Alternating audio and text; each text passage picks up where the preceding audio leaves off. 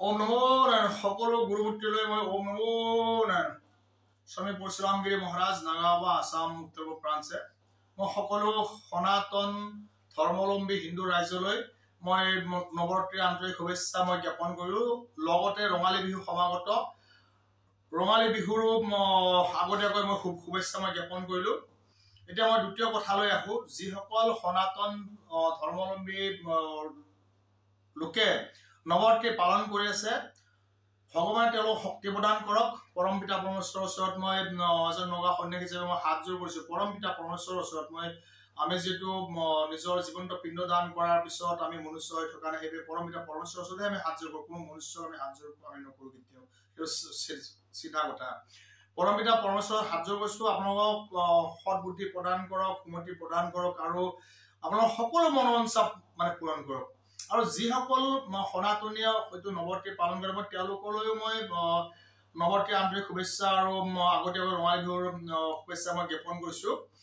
তেওঁলোকেও ভগৱানে সৎ বুদ্ধি প্ৰদান কৰক, সদায় সত্যৰ শুদ্ধ পথে আগুৱাই লৈ যাওক। সনাতন ধৰ্ম কি বা ৰীতি কি, নীতি কি, নিবাস কি, আমাৰ সভ্যতা আৰু সংস্কৃতি কি, আমাৰ জাতি মাটি ভেটি গৌ মাতা কি, সকলোখিনি তেওঁলোকে যাতে সহায় কৰিব বা তেওঁলোকে পৰিচয় কৰিব, তাৰ বাবে ভগৱানে তেওঁলোকক সুমতি প্ৰদান কৰক।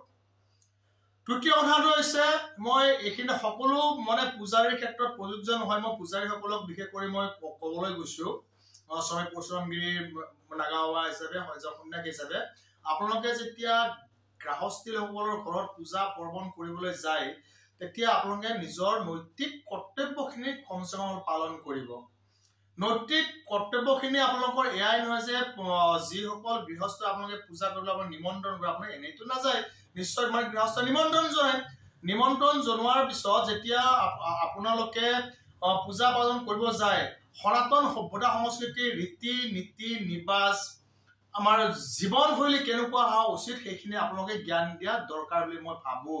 কিন্তু বিভিন্ন সময়ত মই দেখিবলৈ পাইছো, সকলো ক্ষেত্ৰত প্ৰযোজ্য নহয় বুলি কৈছো দেই, যিসকল পূজাৰীয়ে যিসকল পূজাৰীয়ে পূজা পাতল কৰি দান দক্ষিণা আৰু যিখিনি ভক্তগণে যে উৎসৰ্গা কৰে, সেইখিনি ধুনীয়াকৈ বান্ধি লৈ নিজৰ বেগত ভৰাই ধুনীয়াকৈ তেওঁলোকে গৃহস্থক মাত দি কিনে গুচি যায়।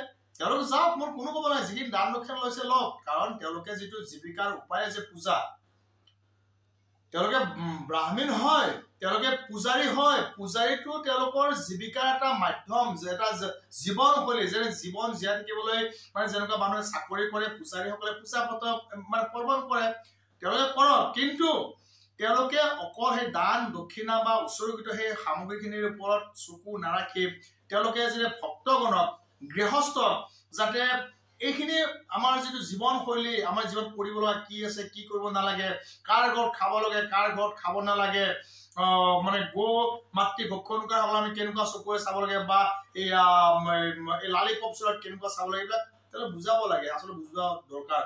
নহলে আমাৰ বৰ্তমান সময়ত সভ্যতা বিনাশকাৰী বিপৰীত হৈ গৈছে।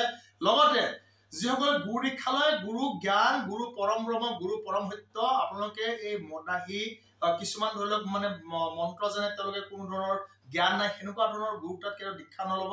আৰু তেওঁলোকৰ পৰা দীক্ষা ললে আপোনালোকৰ বিপদগামী হব, আৰু বিপদগামী নোহোৱাটো মই কামনা কৰিছো এজন নগা সন্যাসী হিচাপে।